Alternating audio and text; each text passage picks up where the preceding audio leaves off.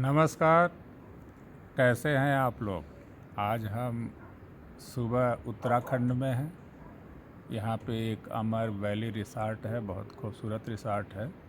उसमें बैठे हुए आपसे बात कर रहे हैं। बहुत दिनों से बातचीत नहीं हो पा रही थी और मैं सोचा कि हम मिस कर रहे थे आप लोगों को, तो सोचा कि कुछ बातचीत किया जाए। तो आज हम सोचे बाहर बैठ कर के चाय के साथ कि आपसे कुछ बात गुफ्तगू की जाए। वैसे उत्तराखंड एक बहुत सुंदर जगह है, यहाँ आना चाहिए। यह प्राकृतिक संपदा से भरी हुई जगह है। यहाँ पे नेचर बहुत अच्छा है। यहाँ की प्रकृति इतनी अच्छी है कि हर आदमी को कुछ नहीं यहाँ का बिताना चाहिए, यहाँ के बारे में जानना चाहिए। तो आज हम आपसे बात करेंगे। हमारा बात का संदर्भ रहेगा कि हमको जीवन में जो सबसे कड़ू सत्य है वो है कि हमें कभी ना कभी, कहीं ना कहीं और किसी न किसी जगह पे लोगों के तानों को, लोगों के बुराइयों को या इस तरह के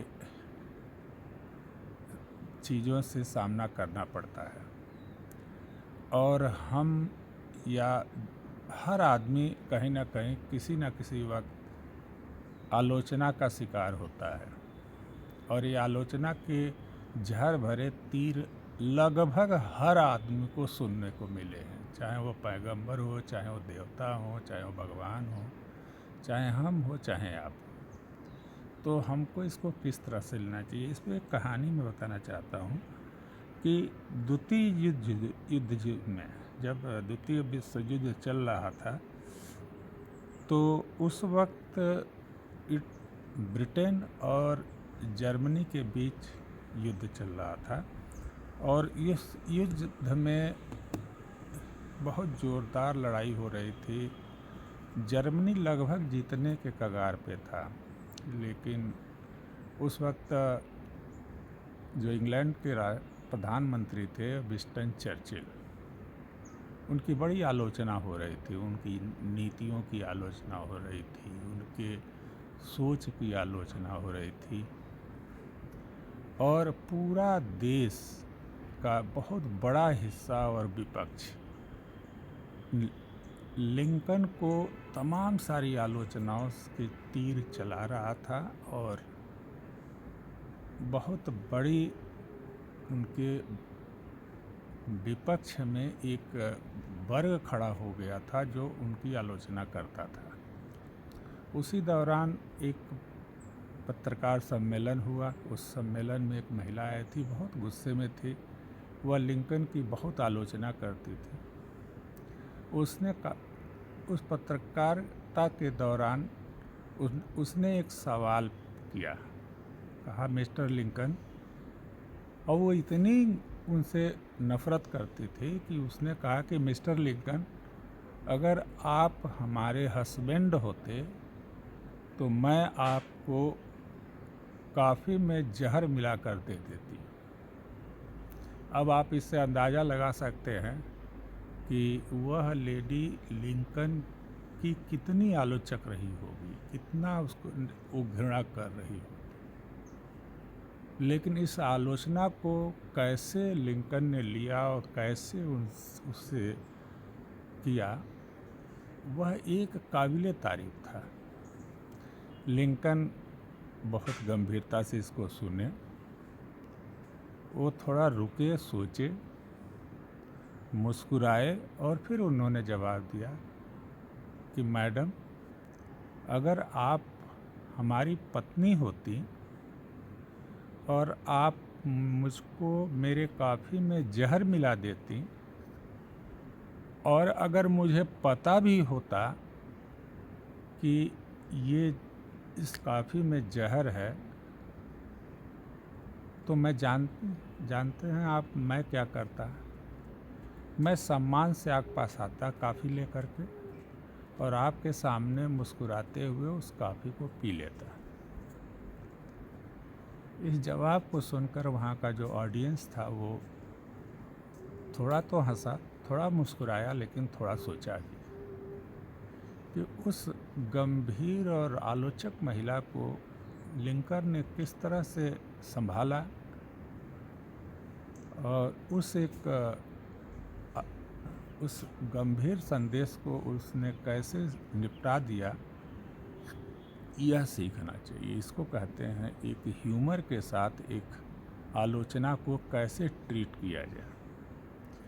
हमारे शास्त्रों में भी तो कहा गया है, जब समुद्र मंथन में विष निकला था तो शंकर भगवान हमारे इष्ट देव उस विष को पी लिए थे। यानी हमें विष पीना आना चाहिए।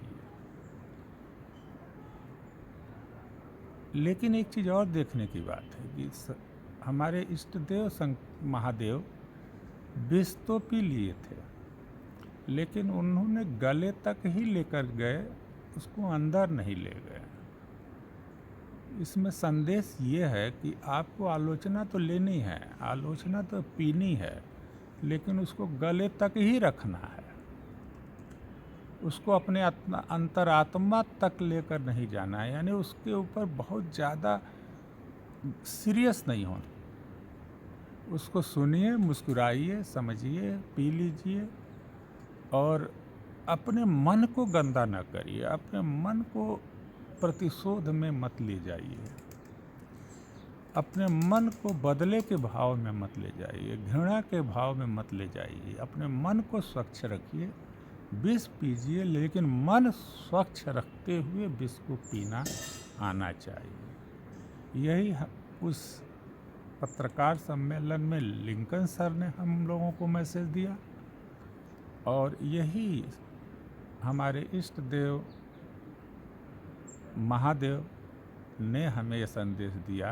कि आप जब तक जीवित रहेंगे, जब तक इस धरती पे आप रहेंगे, तब तक आपको विष से भरे, विष से बुझे हुए बाण आपको मिलते रहेंगे, आप अछूते रहेंगे। इसको हो ही नहीं सकता कि जीवन में, आने वाले जीवन में आपको आलोचना का सामना न करना पड़े।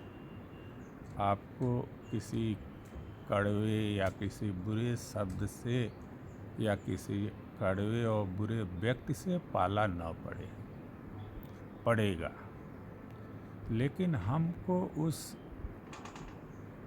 व्यंग बड़े भरे बाण को किस तरह से लेना है, किस तरह से उसे पीना है, लेकिन अपने अंतरात्मा को सुरक्षित और पवित्र रखते हुए अपने जीवन में खुशियों का संचार करना है, अपने परिवार में खुशियों का संचार करना है, अपने लोगों में खुशियाँ बांटना है, क्योंकि अंतिम लक्ष्य है खुशी। और जब भी आप आलोचना को बर्दाश्त करना, आलोचना से डील करना सीख लेंगे, लेकिन अपनी आत्मा की पवित्रता को बनाए रखेंगे, तो मुझे महसूस होता है कि यह खुशी का एक बहुत बड़ा जरिया बन सकता है। आप अंदर से खुश होंगे, आप अच्छा जीवन जिएंगे, हम आप लोग अच्छे से रहेंगे।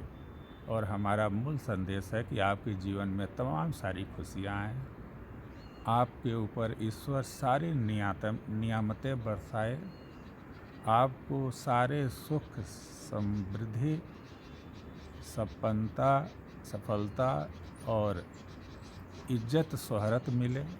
यही हमारे चाह है। इसीलिए मैं आता हूँ ताकि रोज़ एक बार आपको कह सकूँ कि ईश्वर आपको जीवन को तमाम सारे स्वास्थ्य,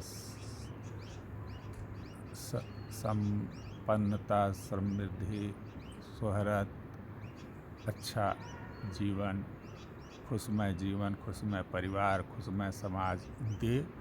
सब लोग, हम लोग मिलजुल के रहें और अपने जीवन को बेहतर बनाते हुए आगे चलें।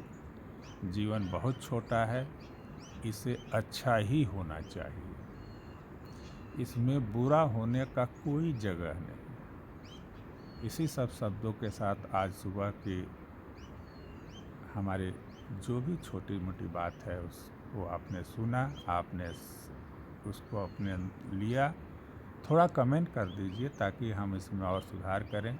आपको केवल ये लिखना है कि मैं और क्या करूं जिससे इसमें और बेहतरी आ सके, या इस ऑडियो में कोई चीज़ ऐसी रह गई हो जिसको जोड़ना चाहिए वो लिख दीजिए। हमारे चैनल को सब्सक्राइब कर लीजिए, मुझे अच्छा लगेगा। मेरे चैनल को थोड़ा लाइक दे देंगे तो मैं भी कोशिश करता हूँ कि मुझे भी लोग पसंद करें, और अब इस पसंद के लिए मैं कुछ काम करता हूँ। तो आप मेरे लाइक को शेयर करिए, सब्सक्राइब करिए, लाइक करिए और थोड़ा बहुत कमेंट कर दीजिए। इसी सब बातों के साथ मैं अपने आज सुबह की उत्तराखंड की पर्वत की घाटियों के अंदर से आपको बहुत सारी शुभकामना देता हूँ। नमस्कार।